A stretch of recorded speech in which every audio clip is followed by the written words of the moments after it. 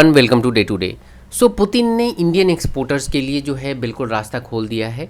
उनका ये कहना है कि आपका जो भी लॉसेस हो रहा है यूएस में मार्केट में, जो आप सामान नहीं बेच पा रहे बिकॉज ऑफ द टैरिफ्स, वो सामान आप रसिया में बेच सकते हो। मोस्ट वेलकम है। ऑलरेडी वहाँ पे बहुत सारे यूएस की कंपनीज काम नहीं कर रही हैं, तो अगर आप बेचना चाहो तो यहाँ पे बिल्कुल बेच सकते हो। मोस्ट वेलकम है। और बहुत सारी सुविधाएं जो है वो पुतिन लेके आने वाले हैं इंडियन एक्सपोर्टर्स के लिए, जो वहाँ अपना सामान बेचना चाहते हैं। नाउ लेट अस अंडरस्टैंड कि क्या इंडियन एक्सपोर्टर जो कि यूएस में सामान बेच रहे थे, वो सामान मॉस्को को बेच के, यानी कि रसिया को बेच के, वो लॉसेस को भरपाई कर पाएंगे। और इंडिया का कितना बड़ा डिपेंडेंसी जो है वो यूएस के ऊपर है, और इन टैरिफ से कितना बड़ा इम्पैक्ट हो रहा है। क्यों इंडिया रशियन ऑयल को फिर भी नहीं खरीदना बंद कर रहा है? क्योंकि इंटरनेशनल रिलेशंस में अगर आप देखें तो कोई भी किसी का नहीं होता, जिसको जहां फ़ायदा हो वहां वो पहुंच जाता है। इंडिया को रशियन ऑयल में फ़ायदा हो रहा है, इसलिए इंडिया जो है वो रसिया से ऑयल परचेज कर रहा है। नाउ लेट अस अंडरस्टैंड कि क्या इंडिया जो है वो ज़्यादा फ़ायदा कर रहा है, लॉसेस कम हो रहे हैं यूएस टैरिफ से। तो let us understand, clear picture है कि आज की डेट में अगर आप यूएस के साथ में अगर इंडियन बिजनेस को देखें, टोटल अगर एक्सपोर्ट को देखें और रसियन ऑयल परचेज करने से जो फ़ायदा को देखें, तो सीधा सीधा जो है वो रसियन ऑयल परचेज करने से इंडिया को फ़ायदा है। नाउ बात सिर्फ डायरेक्ट फ़ायदे की नहीं है यहाँ पे, इससे ऊपर की बात है। We will see also comparison कि यूएस का यहाँ पे कितना बड़ा स्टेक है, कितना बड़ा जो है वो इंडियन एक्सपोर्ट में उनका शेयर है। बट बिफोर दैट आपको ये बात समझना होगा कि बात सिर्फ और सिर्फ जो है वो ऑयल तक अब नहीं रह गया है, बात ऑयल से आगे निकल गया। बिकॉज जिस तरीके से ट्रंप ने इंडिया को टैरिफ लगाए हैं और जिस तरीके से उन्होंने रिलेशन को स्पॉइल किया है, सिर्फ यहाँ पे बिजनेस लॉसेस करने का उनका इरादा नहीं है। इंडिया को सीधे सीधे वो झुकाना चाह रहे हैं, अपने टर्म्स पे जो है वो बिज़नेस कर रहे हैं और इंडियन मार्केट को कम्प्लीटली स्पॉइल करना चाह रहे थे। जो इंडियन एग्रीकल्चर मार्केट है उसमें एंटर करने के लिए ये सारा तिकड़मबाजी जो है वो ट्रंप ने लगाया हुआ है। नाउ इंडिया इस बात के लिए कहीं भी राजी नहीं है, और अब हम देखते हैं कि उनकी इस तिकड़मबाजी से क्या इंडिया को सचमुच नुकसान हो रहा है इन लॉन्ग टर्म। तो सीधे सीधे अगर आप देखेंगे तो टैरिफ से जो इंडिया को लॉसेज हो रहा है वो 5 से लेके 14 बिलियन तक जो है अभी तक लॉसेज जो है एस्टिमेटेड है। और वहीं पे इंडिया को अगर देखेंगे तो 8 से लेके 17 बिलियन तक का जो है वो टोटल प्रॉफिट हो रहा है। इंडियन एक्सप्रेस का रिपोर्ट है और इंडियन डिफेंस न्यूज़ का भी ये रिपोर्ट है, उसके हिसाब से मैंने ये डेटा लिया है। तो यहाँ पे जो प्रॉफिट है रसियन ऑयल को ख़रीद के, वो लॉसेज जो हो रहे हैं यूएस टैरिफ से उससे ज़्यादा है। और अभी पुतिन जो है बहुत सारा अदर डिस्काउंटिंग फैक्टर्स भी लेके आने वाले हैं इंडियन के लिए, बिकॉज उन्हें पता है कि इंडिया को ऑयल तो बेचना है। बिकॉज इंडिया जो है आज के डेट में भी इस टफ टाइम में भी रसिया के साथ में खड़ा है, जब यूएस ने रसिया को बहुत बुरे तरीके से सैंक्शन लगा के रखे हुए हैं। नाउ लेट अस अंडरस्टैंड कि यूएस का शेयर जो है वो इंडियन एक्सपोर्ट में है क्या। इंडिया का टोटल अगर एक्सपोर्ट आप देखेंगे तो 8 से 820 बिलियन डॉलर्स के आसपास में टोटल है अगर आप देखेंगे। और उसमें अगर देखेंगे तो यूएसए को अकेले इटसेल्फ इंडिया जो है वो 87 बिलियन डॉलर्स का एक्सपोर्ट करता है, जिसको अगर आप देख लें तो 10% का सीधे सीधे जो है वो डेंट लग रहा है। अगर हम सीधे सीधे 10% का भी डेंट नहीं कह सकते ना, क्योंकि टैरिफ लगने के बाद ऐसा नहीं कि ये जो 87 बिलियन का जो टोटल व्यापार हो रहा है ये जीरो हो जाएगा। ये जीरो नहीं हो रहा है। आज की डेट में भी बहुत सारे ऐसे हैं, फर्मा है जिसके ऊपर में अभी भी टैरिफ नहीं लगा हुआ है, और बहुत सारे ऐसे सेगमेंट है जिस पे अभी टैरिफ नहीं लगा हुआ।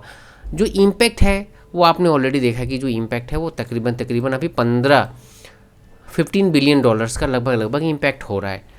अब आगे अगर हम लोग देखते हैं तो इसमें सबसे बड़ा जो है मर्चेंडाइज जो है ना, इसमें इंडिया को सबसे बड़ा लॉस हो रहा है, क्योंकि इंडिया का टोटल मर्चेंडाइज जो है 437 बिलियन डॉलर्स का है, जिसमें कि कपड़े जो आ जाते हैं, readymade jeans, T shirts and बहुत कुछ रेडीमेड जो हो जाता है, हीरे जवाहरात जो हो जाते हैं, ये बहुत यूएस में सबसे ज़्यादा बिकते हैं।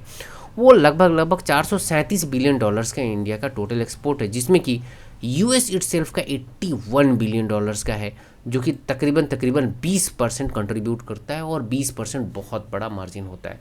यहीं पे इंडिया को सबसे बड़ा प्रॉब्लम हो रहा है, बिकॉज जो मर्चेंडाइज हैं, कपड़े वगैरह जो हैं, इसका जो है बांग्लादेश सीधे सीधे, आपको पता होगा बांग्लादेश अगर चाइना के बाद अगर सबसे ज़्यादा अगर कोई बहुत एग्रेसिवली करता है तो बांग्लादेश है। ये बात आपको मानना पड़ेगा। बांग्लादेश में जो है कपड़ों का व्यापार बहुत ही अच्छे से फूला है इन रिसेंट ईयर्स।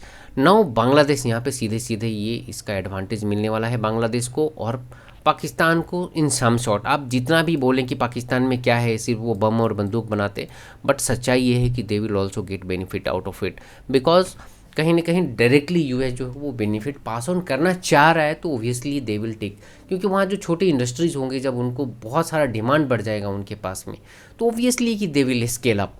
इसमें बहुत ही मतलब इमोशनल होने वाली कुछ बात ही नहीं है, प्रैक्टिकल सी बात है कि उनके ऊपर में 90% टेरिफ है और आपके पास 50% का, तो डिमांड इंडिया से शिफ्ट होगा, कहीं ना कहीं तो जाएगा, और उसका कुछ परसेंटेज जो है वो हो सकता है कि पाकिस्तान को, हो नहीं सकता है वो डेफिनेटली कि पाकिस्तान को भी मिलेगा, और बांग्लादेश में तो सीधे सीधे शिफ्ट होगा और उसका एडवांटेज जो है डेफिनेटली उनको मिलेगा।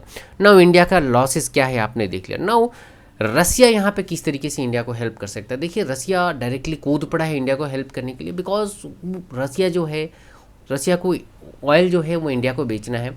नाउ रसिया ये चाहता है कि आरआईसी एक्टिवेट हो। आरआईसी को लेके मैं हमेशा बोलते रहता हूँ, RIC India, Russia India China के ऊपर में हमेशा फोकस करता है रसिया, और वो बहुत पहले से इसको एक्टिवेट करना चाह रहा है, इसको बिल्कुल जो है वो एक्टिवेट करना चाह रहा है काफ़ी लंबे टाइम से ना। ये गोल्डन अपॉर्चुनिटी देख रहा है रसिया यहाँ पे, और जब इंडिया उसके साथ में स्ट्रांगली खड़ा है इतने टफ टाइम में, तो ऐसे में रसिया जो है वो डेफिनेटली है कि वो हेल्प करने के लिए आगे आएगा, और पुतिन ने बिल्कुल रास्ता खोल दिया है कि आइए हमारे यहाँ पे एक्सपोर्ट करिए। नाउ लेट अस अंडरस्टैंड कि यूएस एंड रसिया के मार्केट में क्या डिफरेंस है। देखिए रसिया का मार्केट जो है, रशियन मार्केट जो है वो इतनी स्ट्रांग मार्केट नहीं है एज़ कम्पेयर टू यूएस। सबसे पहला तो पॉपुलेशन का देख लें तो लगभग 36 करोड़ का पॉपुलेशन यूएसए का है, और वहीं पे 12 से लगभग 14 करोड़ का पॉपुलेशन जो है वो रसिया का है। तो आप पॉपुलेशन फ्रंट में ही देखें तो यहाँ पे ओबियस सी बात है कि जहाँ पे पॉपुलेशन ज़्यादा होगा वहाँ पे जो है वो सेल भी ज़्यादा होगा, वहाँ पे डिमांड भी ज़्यादा होगा। नाउ नॉट ओनली दिस कि ये 14 करोड़ है, इनकी बाइंग कैपेसिटी यूएस के लोगों के कंपैरिजन में अगर आप देखें तो काफ़ी कम है, राइट। तो कुछ हद तक तो है, डेफिनेटली है कि एक कंपनसेशन हो जाएगा कि रसिया में जो है इंडियन एक्सपोर्टर अपने सामान को बेच पाएंगे, लेकिन बहुत हद तक जो है आपको सुविधा मिलता हुआ नहीं दिखेगा। This is a bitter truth. Energy, obviously कि एनर्जी में जो है इंडियन जो भी कंज्यूमर है, मशीनरी है, देन आप देखेंगे pharmaceutical and the agricultural product, वो कुछ हद तक जो है रसिया में आप एक्सपोर्ट कर पाओगे, लेकिन बहुत बड़े हद तक जो है जिस तरीके से आप यूएस में कर रहे हो वो कंपनसेट होना बिल्कुल ही मुश्किल है। That's an fact.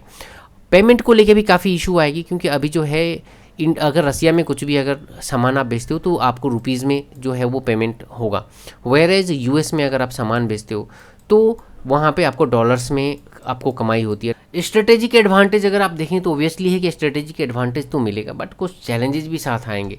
सबसे पहला लॉजिस्टिक, इंडिया से जो रसिया में लॉजिस्टिक है वो इतना अभी थ्रू नहीं है। अगर कंपैरिजन करें यूएसए के लिए बहुत सारा जो है वो स्ट्रीम लाइन है। अगर आप छोटा से छोटा सामान भी भेजना चाह रहे हैं यूएस को तो आप भेज सकते हैं, बिकॉज बहुत सारे लॉजिस्टिक कंपनी जो है फंक्शनल है। तो रसिया के लिए जो है रसिया में एक्सपोर्ट करना वो थोड़ा सा लॉजिस्टिक में टाइम ज़्यादा लग जाएगा, और करेंसी को लेके इशू आएगा, रूबल को लेके अगर कोई भी काम करता है, बिकॉज रूबल जो है वो हमेशा फ्लक्चुएट करते रहता है। पूरा यूएस ने सैंक्शन लगा रखे हैं, देन यूरोपियन यूनियन ने सैंक्शन लगा रखे हैं, तो बहुत सारा जो है वो इशू आ सकता है। रूबल जो है वो एक फ्लेक्सिबल काफ़ी नहीं है, वो उसमें बहुत सारा जो है इशू है, वो हमेशा फ्लक्चुएट करते रहता है। वेस्टर्न प्रेशर, ओबियसली इंडिया के ऊपर में वेस्टर्न प्रेशर रहेगा कि अगर आप सामान जो है रसिया को अगर बेचना स्टार्ट करोगे ये सारे सामान, तो फर्दर सैंक्शन लगाने का डर जो है वो बना रहेगा, right. And consumer market limits, obviously है कि यूएस एंड यूरोपियन मार्केट जो है वो रसिया से काफ़ी बड़ा होने वाला।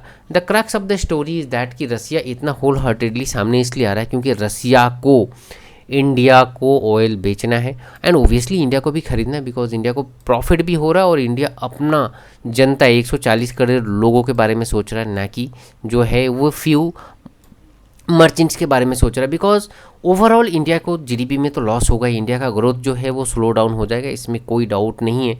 बट अगर आप देखें तो मेजर एक्सपोर्ट का जो बेनिफिट होता है कुछ एक पर्टिकुलर एक सेगमेंट में होता है, एंड ओबियसली है कि बहुत सारा जो है जॉब लॉसेस भी इंडिया में हो सकते हैं, आप देखोगे, बिकॉज यूएस में जो भी सामान जाता है अगर वहाँ पे ऑर्डर्स आना बंद हो जाए तो ऐसे में जितने भी मर्चेंडाइज के जो प्रोडक्शन है, मैन्युफैक्चरर हैं, वहाँ पे जो लेबर क्लास में जो लोग काम करते हैं, बहुत सारे लोग जुड़े हुए हैं डायरेक्टली इनडायरेक्टली, वहाँ पे बहुत दिक्कत आएगी और आप देखोगे इन फ्यूचर इंडिया में जॉब लॉसेस भी आपको देखना पड़ सकता है। ऐसे में इंडिया के पास एक ही ऑप्शन है कि इंडिया को, रसिया तो ओबियसली होल हार्टेडली सामने आ रहा है, चाइना के साथ में भी अच्छे रिलेशन इंप्रूव होते हुए दिख रहे हैं, तो ऐसे में इंडिया को Russia, China and like Brazil and other countries जो भी है, लेटिन अमेरिकन जो भी कंट्रीज़ है, वहाँ पे इन अफ्रीकन कंट्रीज़ में इंडिया को भी फ़िलहाल फोकस करना पड़ेगा जब तक कि ये इशू रिजॉल्व नहीं हो जाता।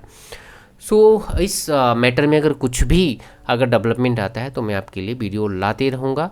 अगर आपको ये वीडियो अच्छा लगा तो प्लीज़ लाइक करिए, सब्सक्राइब करिए और शेयर करिए with those who are interested in such kind of information. Thank you very